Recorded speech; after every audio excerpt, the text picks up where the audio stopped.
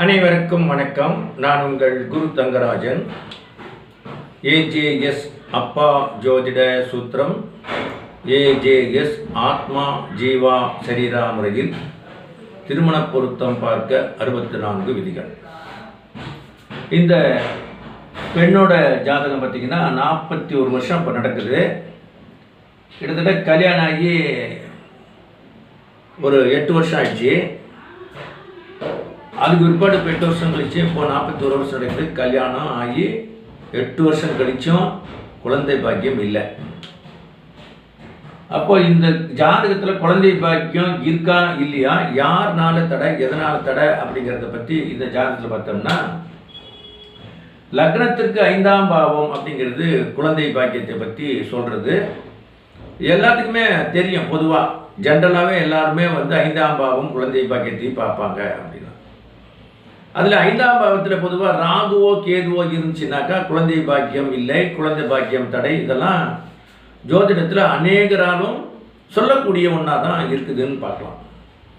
அதில் 5ஆம் இடத்தில் ராகு இருந்தாலோ கேது இருந்தாலோ அநேகருக்கு பெண் குழந்தை, ஆண் குழந்தை எல்லாமே இருக்குது. சில பேர் சொல்லுவாங்க வாரிசு அப்படின்னா ஆண் குழந்தை இருக்காது, பெண் குழந்தை வரும்னு சில பேர் சொல்லுவாங்க. ஆனால் சில ஜாதகங்களில் ராகு கேது இருக்கிறவங்களுக்கு 5ல் ஆண் குழந்தையும் இருக்குது, பெண் குழந்தையுமே இருக்குது. நம்மகிட்டே இருக்குது, அதெல்லாம் நம்மளுக்கு தெரிஞ்சவங்ககிட்டயே இருக்குது. நம்ம ஜாதகமே பார்க்குறோம். அப்புறம் இதெல்லாம் எந்த அளவுக்கு சரியானது அப்படிங்கிறது தான். அப்போது காரிய ரூபம், காரண ரூபம், சூட்சம ரூபம் அப்படின்னு சொல்லக்கூடிய 3 நிலைகளில் ஜோதிடம் செயல்படுதுன்னு நம்ம பார்க்குறோம். எடுத்த உடனே சொல்லலாம் அப்படிங்கிறது காரிய ரூபம். இது எல்லாத்துக்கும் பிடிக்கிறது. இதை நிறைய பேர் டிப்ஸு அப்படின்னு சொல்லிட்டு கொடுப்பாங்க. 5ஆம் இடத்துல இருந்தால் தானாக சொல்லிடலாம், அது போய் வேறு என்ன பார்க்க வேண்டியது இல்லை. 5ஆம் இடத்துல ராகு கேட்குறதா குழந்தை பாக்கியம் இல்லை அப்படின்னா டப்புன்னு அடித்து போடுங்க. இல்லாதவனுக்கு சொன்னால் சரியாக போயிடும். 2 குழந்தை இருக்கிறவனுக்கு போய் உனக்கு குழந்தை பாக்கலான்னு சொன்னாக்கா மூடி என்ன நிலைமை, என்னையா ஜோசியம் பார்க்குறியா, என்ன பார்க்குறான்னு கேட்பாங்களா இல்லையா?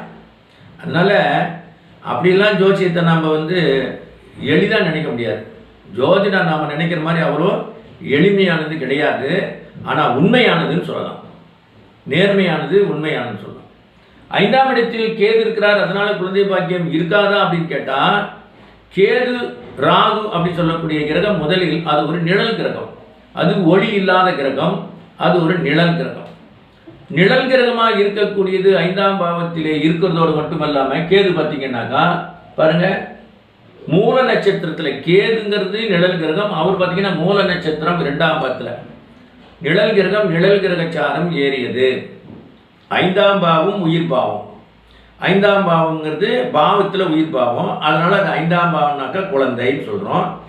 அதில் ஒரு கிரகம் நிற்கிது, அது நிழல் கிரகம், ஜீவன் இல்லாத கிரகம். அந்த ஜீவன் இல்லாத கிரகம் நிற்கக்கூடிய நட்சத்திரமும் ஜீவன் இல்லாத நட்சத்திரம், சுயசாரம் பெற்றுக்கொண்டது அப்படின்னு வருது.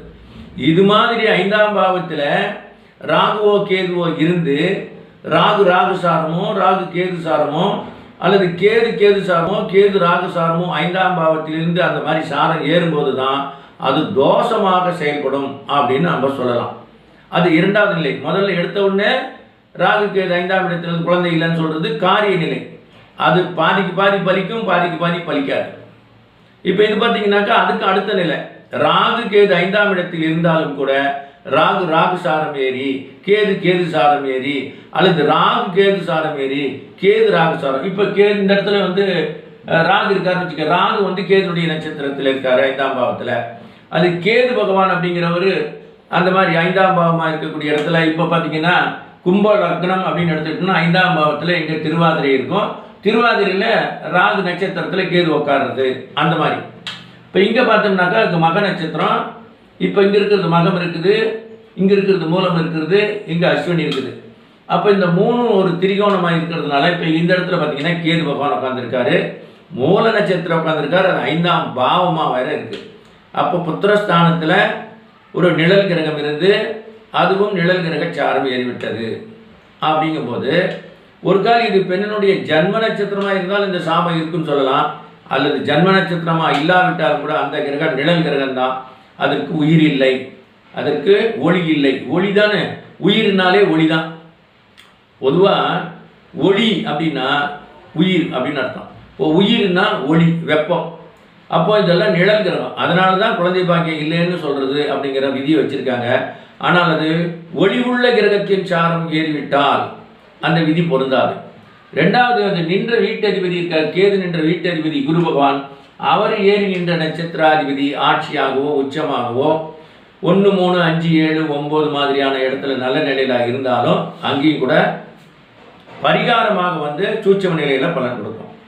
இந்த ஜாதகத்தில் அந்த விதி இருக்குது. அது போக இந்த ஜாதகத்தில் வேற என்ன விதி இருக்குது அப்படின்னு பார்த்தோம்னாக்கா, இந்த ஜாதகத்துக்கு சந்திரனுங்கிறது உத்திரட்டாதி நட்சத்திரத்தில் பிறந்தவர். உத்திரட்டாதி, ரேவதி, அஸ்வினி, பரணி, கிருத்திகை. கிருத்திகை நட்சத்திரம் 5வது நட்சத்திரம். 5வது நட்சத்திரத்தில் கிருத்திகை நட்சத்திரம் பார்த்தீங்கன்னா செவ்வாய் சூரியனுடைய நட்சத்திரத்தில் கிருத்திகையிலே நிற்கிறார்.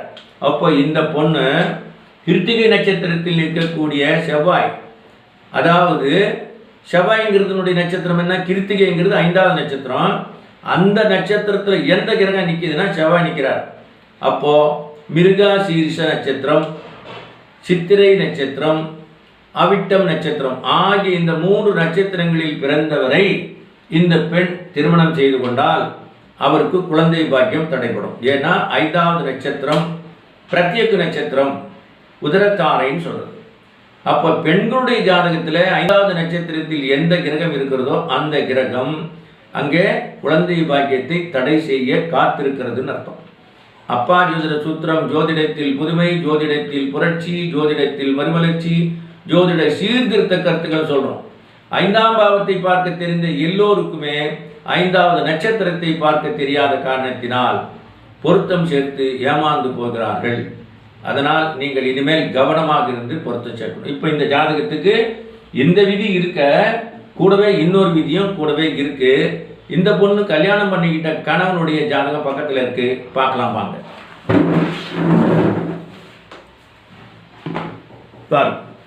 இப்போ இந்த ஜாதகம் அவிட்டம் நட்சத்திரத்தில் பிறந்தவர். இந்த பெண்ணோட ஜாதகத்தில் செவ்வாய் வந்து 5வது நட்சத்திரம் இருக்காரு. இவரை கல்யாணம் பண்ணால் குழந்தை பாக்கியம் இல்லை அப்படிங்கிற விதி இதுக்குள்ளே இருக்கு. ஆனால் இங்கே என்ன நடக்குது அப்படின்னாக்கா, அவிட்ட நட்சத்திரத்தில் பிறந்துட்டார்.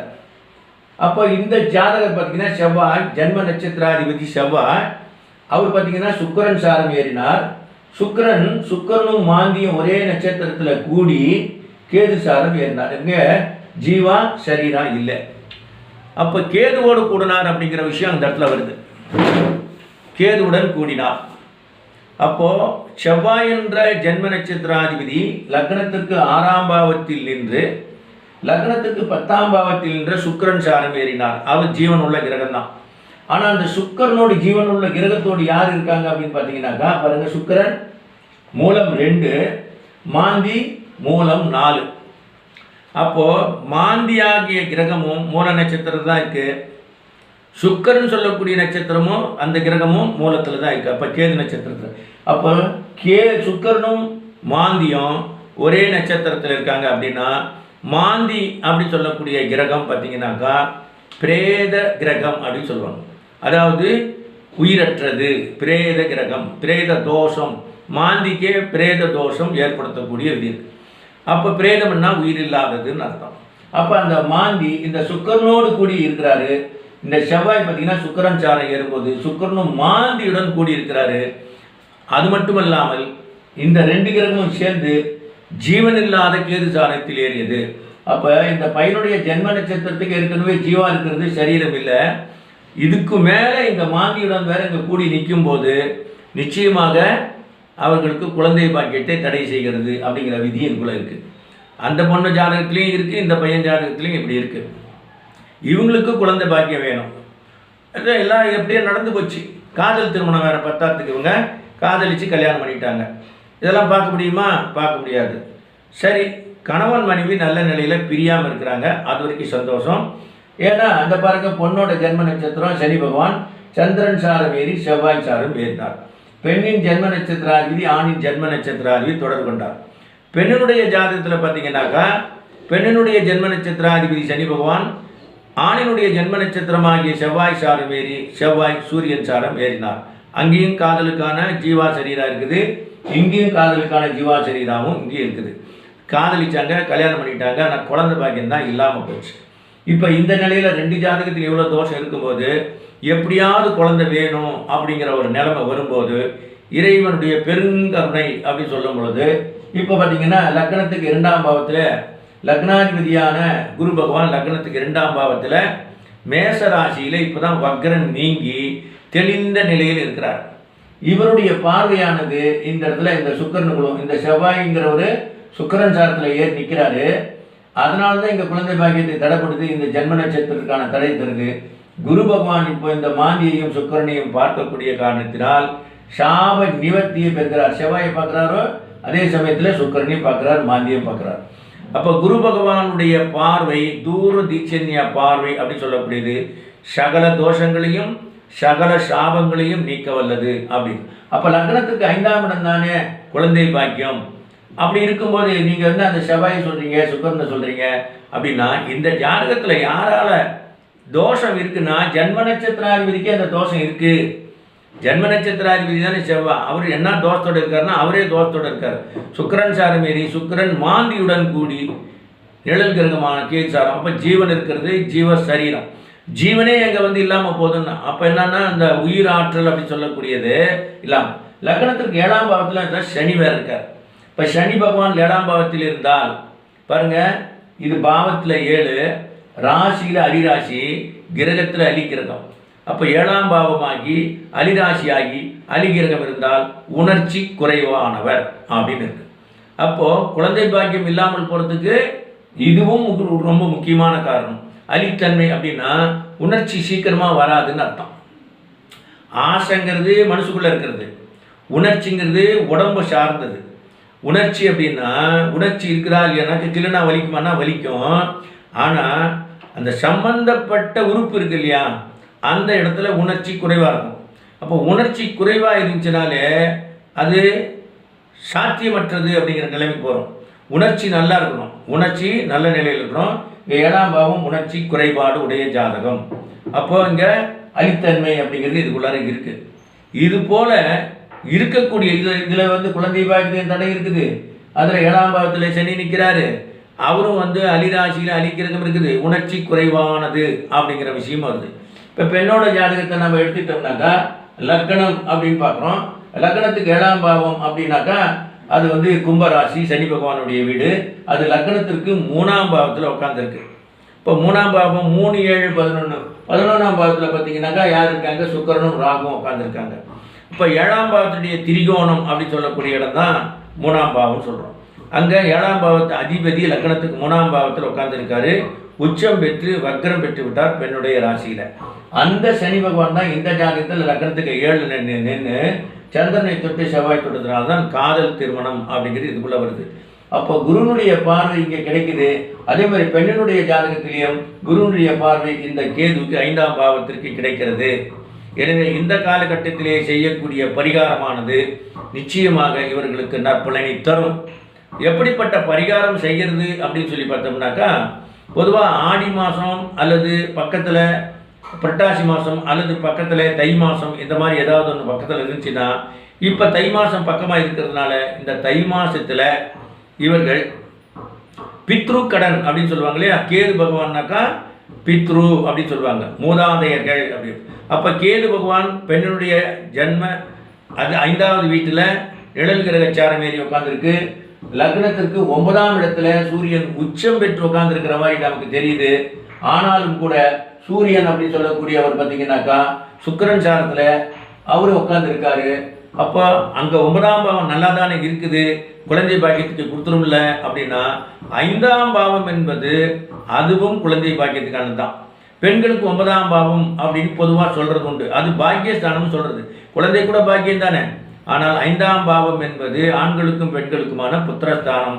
எனவே இந்த 5ஆம் இடத்தை இப்பொழுது குரு பகவான் பார்க்கக்கூடிய காரணத்தினால் வரக்கூடிய தை மாதத்தில் அமாவாசை காலங்களிலே புத்திர காமோஷ்டி யோகம் அந்த மாதிரியான யாகங்களை செய்துக்கிட்டாலோ அல்லது முன்னோர்களுக்கு திதி தர்ப்பணம் முறையாக கொடுத்து அவர்களை திருப்தி செய்தாலோ அதன் பிறகு இவர்களுக்கு நல்ல வைத்திய முறை கிடைக்கும்.